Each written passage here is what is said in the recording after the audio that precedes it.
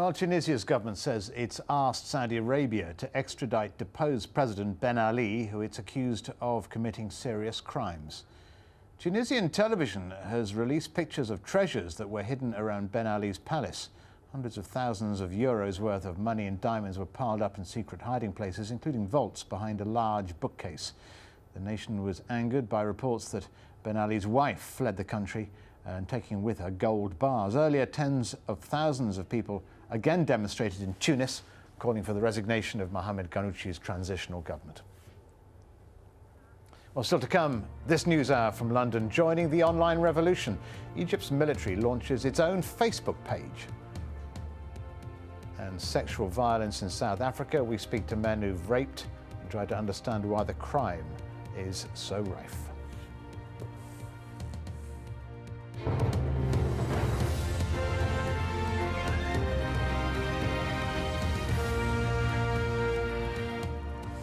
The governor of Kunar province says joint operations by Afghan and NATO forces have killed 64 civilians over the last 4 days. 20 were reported to be women and 29 were children. NATO has sent a team of investigators to look into the claims. Sue Turton has more from southern Afghanistan.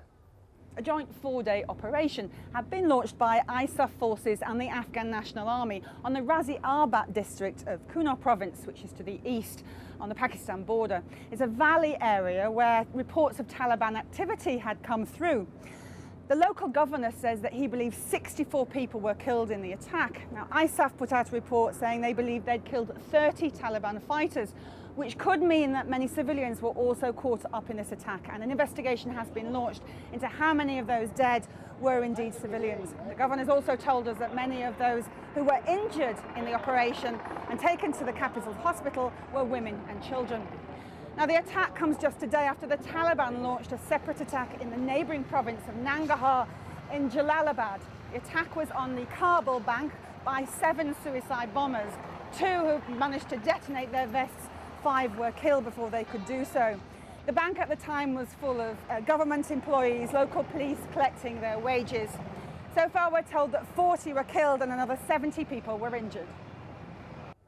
Now, Sue Turton, the former head of Afghanistan's intelligence agency, has cast doubt over President Hamid Karzai's plan to bring stability to Afghanistan. Amrullah Saleh told AlJazeera Karzai is making secret deals with the Taliban, which he says are a recipe for war. From the Panjshir Valley, Zena Hodder reports.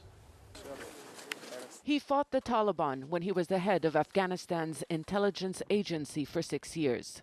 He is still fighting the movement even after leaving office. But now it is on the political front. Amrullah Saleh has begun what he calls a grassroots movement. The former spy chief is reaching out, not only to those in his community, the Tajiks, but other ethnic groups as well. It is about trying to forge unity in a polarized country, he says. One of the divisive factors, Karzai's peace overtures to the Taliban, which Saleh described as a recipe for war. And if they win through the script of democracy, they should be given a space to govern. But we should not make a deal. The deal is dangerous and it will lead us to another civil strife. The fear here is the Afghan government is desperate to strike any deal with the Taliban and other groups, and they are doing so behind closed doors. Saleh wouldn't be more specific about the alleged deals, but said many Afghans are worried. My message to President Karzai is very simple. The absolute majority of Afghans want a strong state. You have heard his speeches. When there are blasts in Afghanistan, civilians are killed. He does not attribute it to people who claim we have done it. This is one of Amrullah Saleh's support base, the Panjshir Valley, the hometown and stronghold of Ahmad Shah Massoud, the assassinated leader of the Northern Alliance, the Tajik force that fought the Taliban. Amrullah Saleh was his close aide. It's still not clear how much support Saleh has and whether it does come from across the ethnic divide, but he is optimistic. So we will not remain grassroots forever. This is one day going to be a national level political movement. National movement, that may be difficult. Ethnic groups vie for political power, which in the past has led to bloody conflicts. But Saleh says that is his goal, because there are 2 paths, Afghanistan could either become further polarized or united. Zana Khudr, AlJazeera, Panjshir Valley. Still to come on this news hour, standing firm, state workers in Wisconsin protest against the governor's proposed budget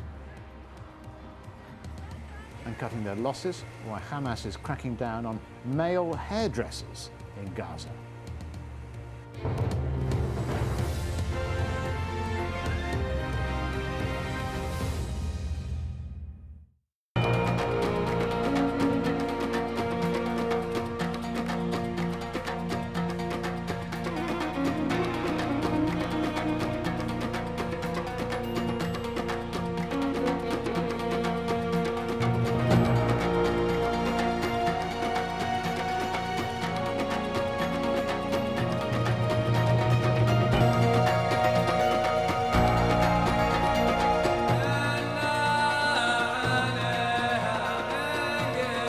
Qatar, as independent as you are. 14 competing teams, 13 different venues, 3 host nations. Cricket is part of the fabric of life here, and this competition is the pinnacle of the one-day game.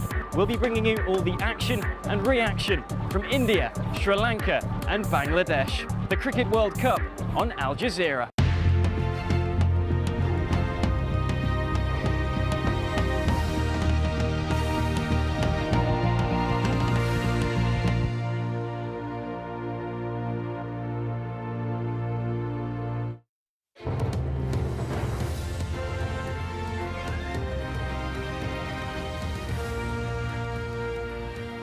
Well, welcome back to a reminder now of our top stories. Al Jazeera has been told clashes are taking place between pro and anti-government protesters in the centre of Libya's capital, Tripoli, the Green Square.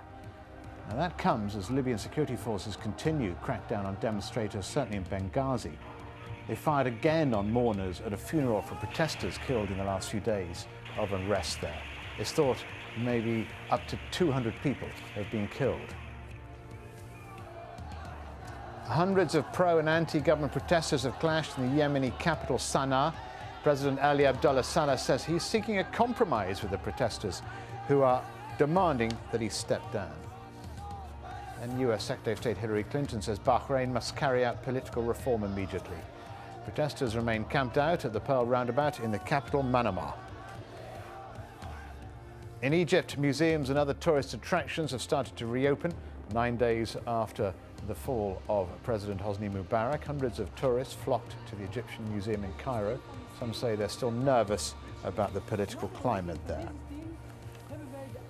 Well, continuing with Egypt, and popular social media tools like Facebook played a crucial part in the build-up to the revolt in Egypt, in which Hosni Mubarak fell. Now the country's military rulers are using the same tool to promote their cause. Roa Raghi reports from Cairo.